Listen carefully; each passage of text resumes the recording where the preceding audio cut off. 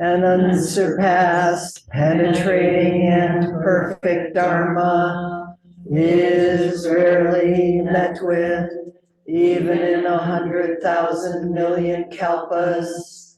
Having it to see and listen to remember and accept, I vow to taste the truth of the Tathagata's words.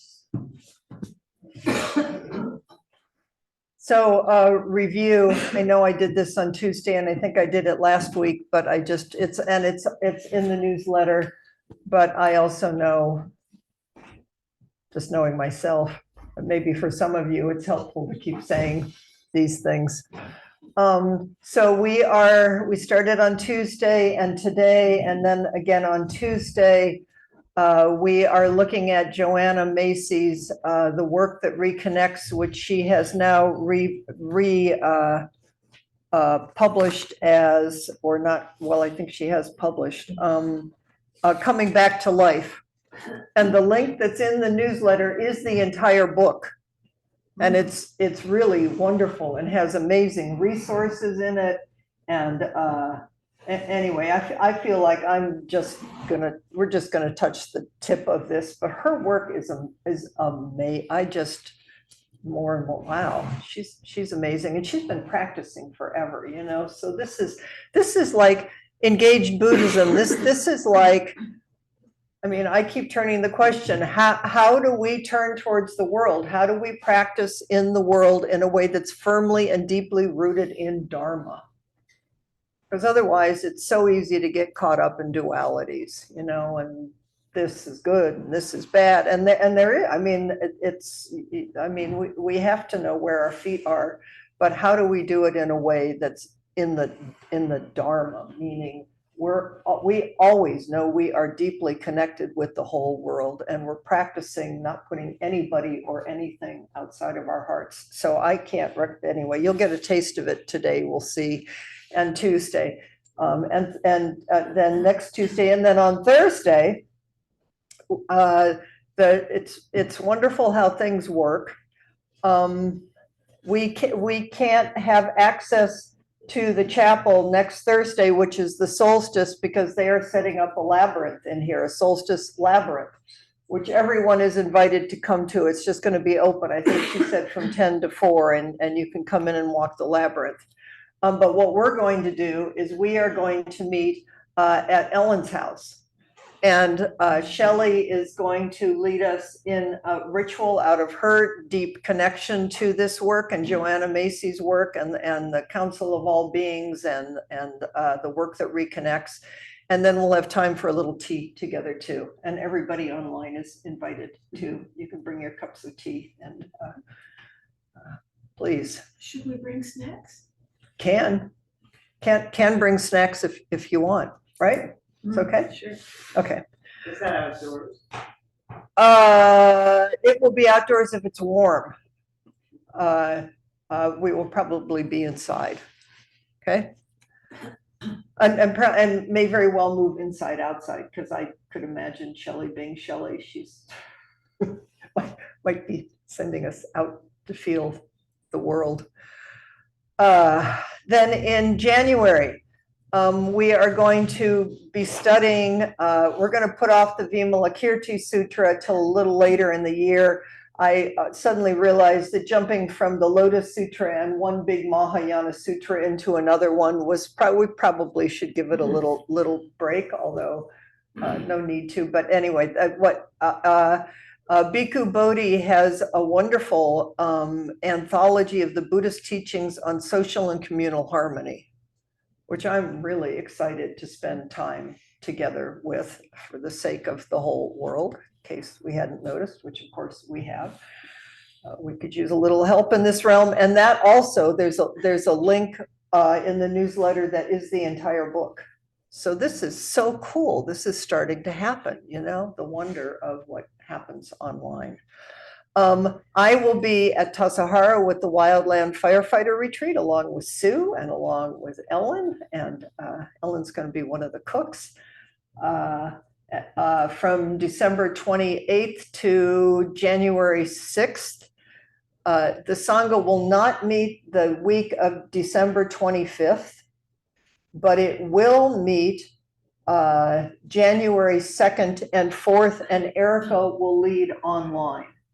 And then I will return and be back, and we'll be back hybrid and in person and online beginning, I think it's January 9th, and then that's what we'll be studying. Okay? So Oh. January 2nd and 4th or only is with- only online. Only January 2nd and Don't 4th come is here. only online. Don't come here. And they'll keep sending out, you know, blank, blank, blank. Oh, and then January 28th, again, we're going to send this out, is the all-day sitting. It wasn't available at Open Sky, and it worked out perfectly because we're going to do it at my house, a half-day sitting, January 28th, which is outside of Sebastopol. It's really beautiful, and it'll be sweet to host everybody. Half-day sitting in the morning. This is all hybrid. And then in the afternoon, we're going to have an all Sangha meeting. So please come. A little group of us got together yesterday and began to kind of prep and get ready to think about things to be able to present in a more thorough way. That also fills in all my gaps because I'm only good at what I'm good at, and there's a whole lot I'm not good at. So it's anyway, but it's group mind. We're all going to come together and see what happens. Okay. Okay.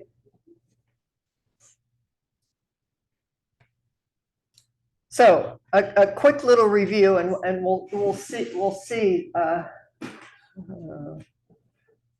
where we get to, because there's no place to get to. And a little review from Tuesday, Joanna Macy and her work of the Great Turning.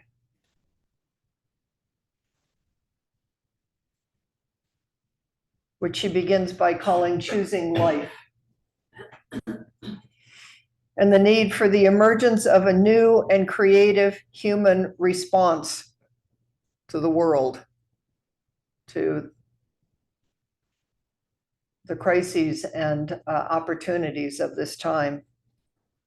She calls on us to transform our stories, to open our eyes and minds and heart, and to reconnect with our deepest desire so that we can act together to transform the Saha world into a world of love and Buddhas and Bodhisattvas. Now, in case it didn't occur to you, it keeps occurring to me over and over again. This is the Lotus Sutra. I mean, this is what we've been studying. This is the Lotus Sutra right here. And Joanna Macy completely has been from this deep ground, acting and teaching and imagining fiercely and with enormous compassion. So I thought now I would turn to, this is from, I got this information, I mean, it's all over, but from NPR. Some of you, many of you, probably have been more or less tracking the COP28 meeting about climate crisis. If I will confess, I know it's been happening. I've been following the headlines, and I also just recognize, I'm just going to confess because I'm probably not the only one, a certain cynicism. It's like, yeah, I mean, that's why I didn't really follow it. And something did happen, and what a surprise, there's a lot more to happen. So I thought I would just do a little report, both for myself and for any of you. NPR says, in Dubai, in the final weeks of the hottest year of recorded history, the international body responsible for limiting global warming and its disastrous effects called on countries to transition away from the chief cause of climate change, fossil fuels, for the very first time. They named it. And they were meeting in a fossil fuel country, for goodness sakes. It came after more than 2 weeks of contentious negotiations. You know, so it's like I have to say to my cynical self, take a breath, open your heart, be discerning. But something happened. Then it goes on to say, not all of the nearly 200 countries present, particularly those at the greatest risk from the rapidly warming world, were satisfied with this decision, which ended more than 24 hours after the summit's scheduled close. The Alliance of Small Island States, OASIS, which represents countries that have contributed little to global climate change, but are already being overrun by high sea rise, saw it as a litany of loopholes in the final text. I don't know about all of you. This isn't, I mean, it's got a cynical edge, but it's also just feels like a real edge is when I travel or go to places, and on our coast, I look at houses that are really close to the coast, and I just think, this isn't going to be here. You know, I mean, it's just, it's already happening.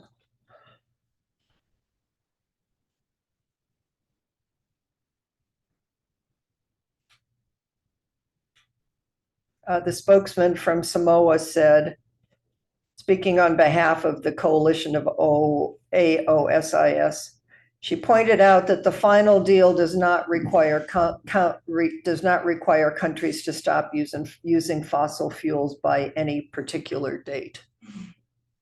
This is not an approach that we should be asked to defend, she said. Now, good news, bad news, right?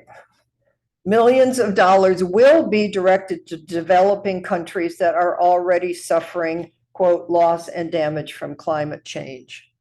Over the next year, countries will set up the fund, including establishing guidelines about what kind of damages will be eligible. The new loss and damage fund will be housed at the World Bank for at least 4 years. Good news, bad news.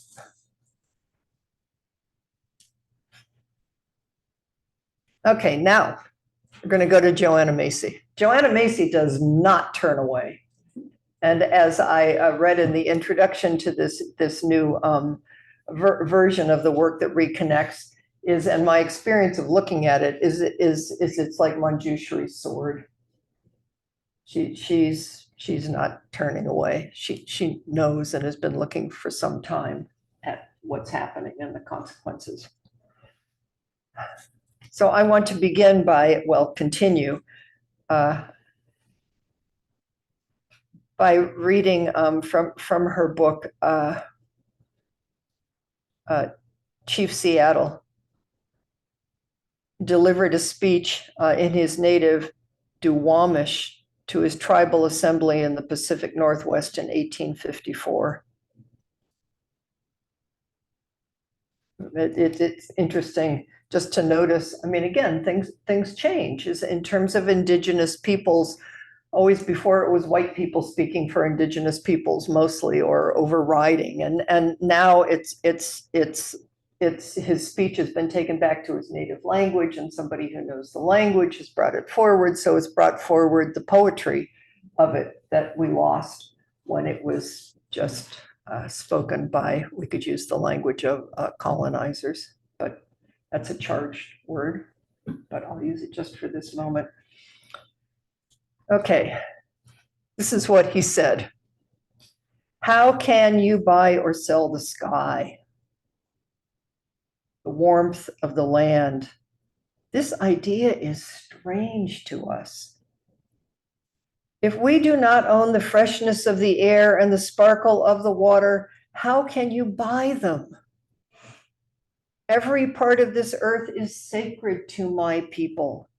Every shining pine needle, every shady shore, every mist in the dark woods, every clearing and humming insect is holy in the memory and experience of my people. Makes me cry.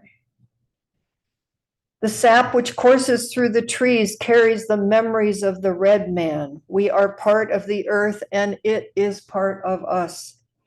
So when the great chief in Washington sends words that he wishes to buy our land, he asks much of us.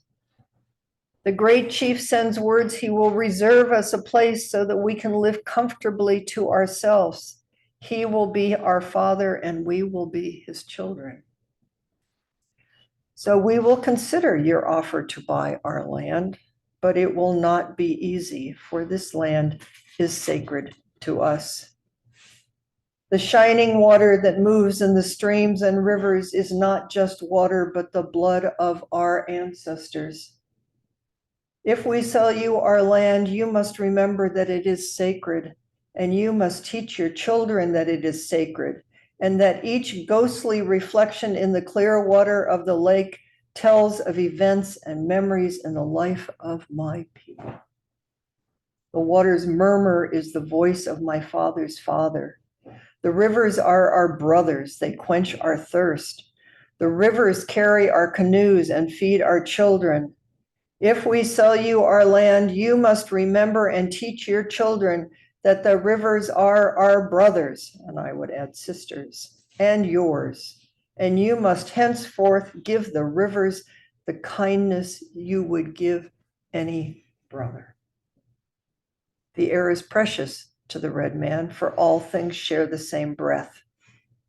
The beast, the tree, the human, person, woman, they all share the same breath. The white person does not seem to notice the air they breathe. So we will consider your offer to buy the land. If we decide to accept, I will make one condition. The white man must treat the beasts as of this land as his brothers and sisters. What is man without the beasts? If all the beasts were gone, men would die from a great loneliness of spirit. For whatever happens to the beast soon happens to the man. All things are connected. You must teach your children that the ground beneath their feet is the ashes of our grandfathers, so that they will respect the land. Tell your children that the earth is rich with the lives of our kin. Teach your children what we have taught our children, that the earth is our mother. Whatever befalls the earth befalls the sons of the earth and the daughters. This we know. The earth does not belong to man. Man, humanity, belongs to the earth. This we know. All things are connected like the blood which unites one family. All things are connected. Whatever befalls the earth befalls the sons of the earth. Man, human, does not weave the web of life. We are merely a strand in it. Whatever he, she does to the web, he does to himself. So if we sell you our land, love it as we've loved it. Care for it as we've cared for it. Hold in your mind the memory of the land as it is when you take it. And with all your strength and with all your mind, with all your heart, preserve it for your children who love it.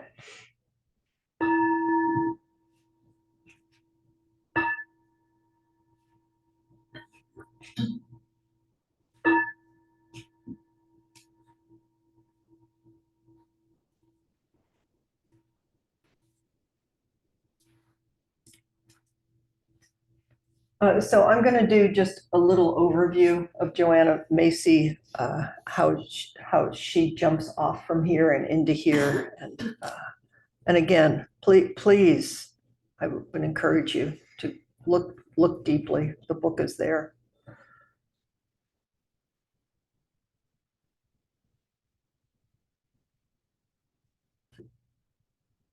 The basic miracle, our true nature and power. We people shaped by Western civilization have acted as if we could know and control the world. Perhaps we made our biggest error in thinking of the world as made of stuff to begin with. Fortunately and paradoxically, our very search for mastery and knowledge through science has brought us to the dawning realization that the world, indeed the universe, seems not to be composed of stuff at all. Welcome to Buddha Dharma Sangha and to any depth religion. Each time we have grasped what appeared to be a basic building block, it has dissolved into a dance of energy and relationship. It's a Lotus Sutra, right? Seems to me. And so we awaken today to a new kind of knowledge, a growing comprehension of our connectivity and even identity with everything in the universe. Little overview of what she calls living systems theory.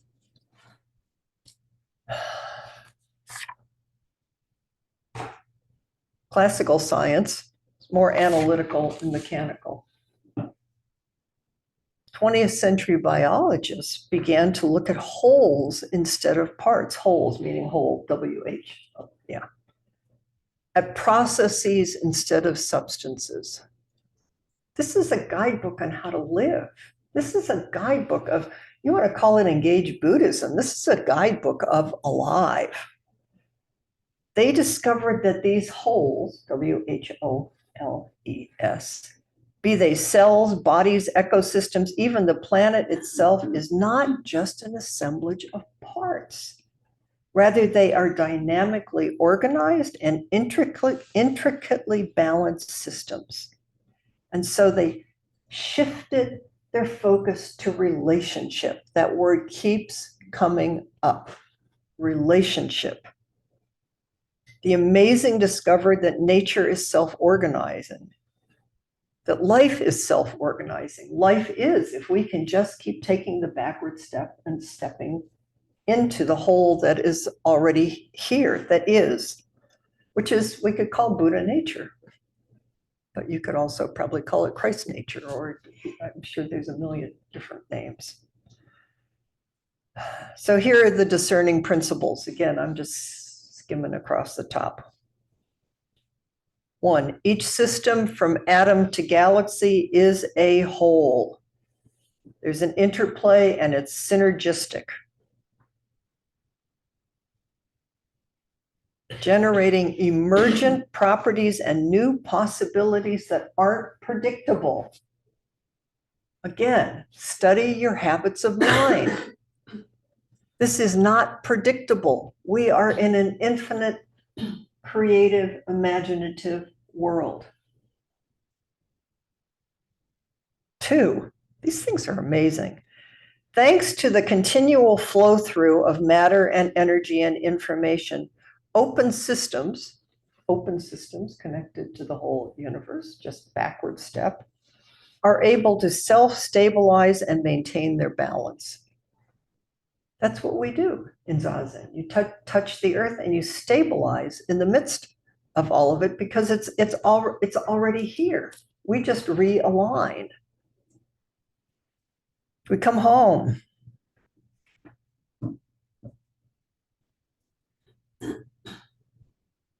Three, open systems not only maintain their balance amid the flux, but also evolve in complexity.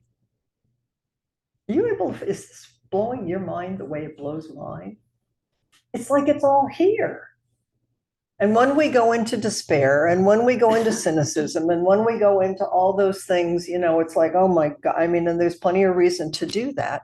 We're losing the very vitality and complexity that we need in the midst of dis-ease. They can fall apart or they can adapt by reorganizing themselves around new, more functional norms. Phew. 4, every system is a holon, H-O-L-O-N. That is, it is both whole in its own right, comprised of subsystems, and simultaneously an integral part of a larger system. Each new whole on level generates new emergent properties. The system self-generates from adaptive cooperation between its parts for mutual benefit. The whole thing's adapting all the time to take care of everything else because it knows everything else is it. That's the intelligence of it. That's Buddha nature, if you want to call it that. Dichotomies no longer hold. What appeared to be separate and self-existent entities are now seen as interdependent and interwoven.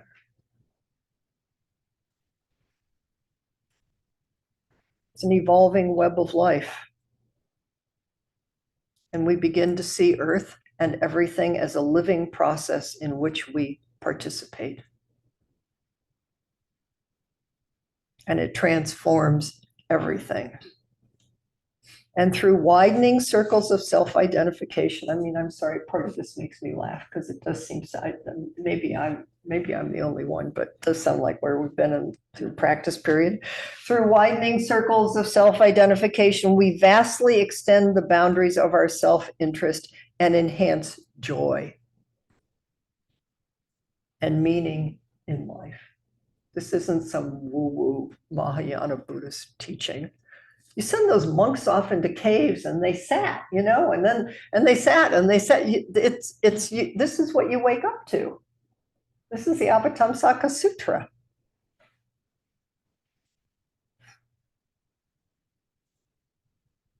The requisite care flows naturally. The requisite care, caring, kindness, love, flows naturally. It's a natural outflow if the self is widened. Keep stepping back. Is widened and deepened so that protection of free nature is felt and conceived of as protection of our very selves. We just naturally want to take care of ourselves and everything.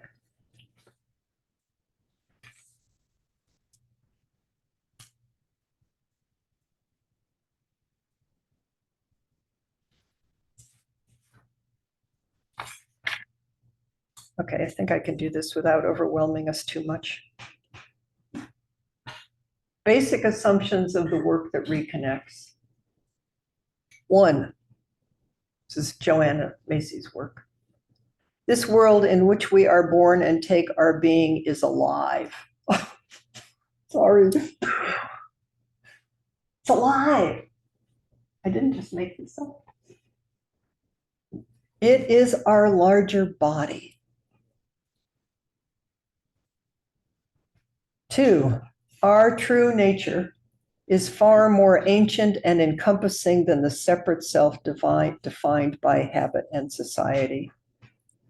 We are as intrinsic to our living world as the rivers and trees, woven of the same intricate flows of matter, energy, and mind. And it's consciousness. I mean, big mind. It's awareness. 3, our experience of pain for the world springs from our connectivity with all beings, from which also arises our powers to act on their behalf. You can't bypass this. You have to be able to feel it. And to me, practice allows us to feel it and get tenderized by it. Otherwise, you just get overwhelmed, which is what the whole world is. And then we go into all the blocked places. You need support and you need teachings and we need community. 4, unblocking occurs when our pain for the world is not only acknowledged, but experienced viscerally, body, viscerally, not in our heads, not from some distance. Oh, that's really too bad. 5, when we reconnect with life by choosing to bear our pain for it.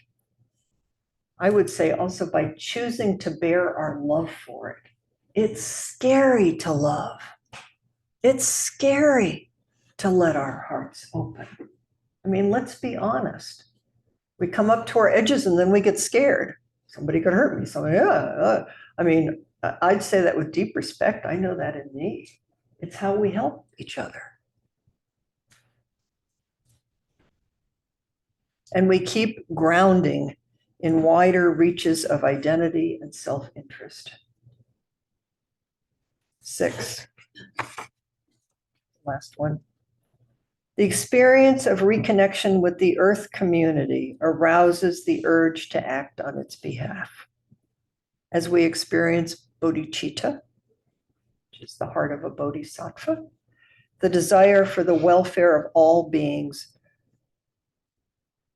Bodhicitta, the desire for the welfare of all beings, Earth's self-healing powers take hold within us. To me, that's vow, living by vow. I mean, you can call it what you want. It's really nice that in a certain way anybody can enter this. I'm just, because we're here, I'm using this language because I think we're familiar with it. It always begins with gratitude.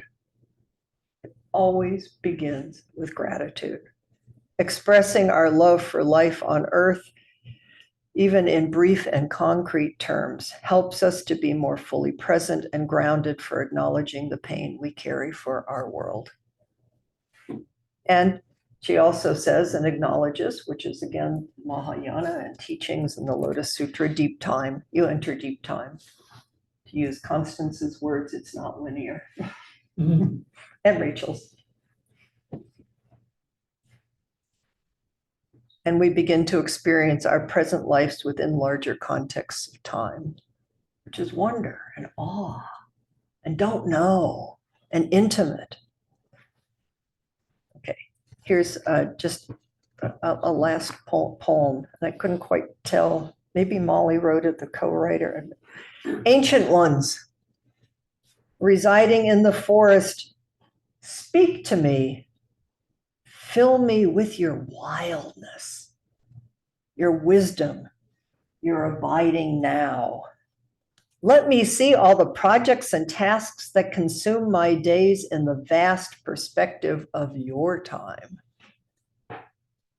Let me see them as at one with the forming of a seed cone, the pushing out of leaf and stem, the chatter of gray squirrel, the flight of chickadee, the flow of water in the creek,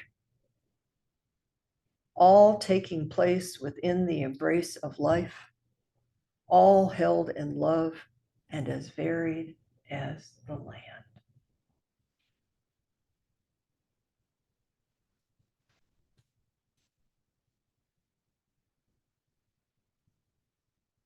Just think, what else do we need or want? I mean, in terms of a teaching that's here all the time. We just have to keep remembering that's all. And community, we help each other, as well as the meteor shower that was happening last night in the sky, or the bird call, or a falling leaf, or, I mean, it's Thich Nhat Hanh, it's Inter-B, it's.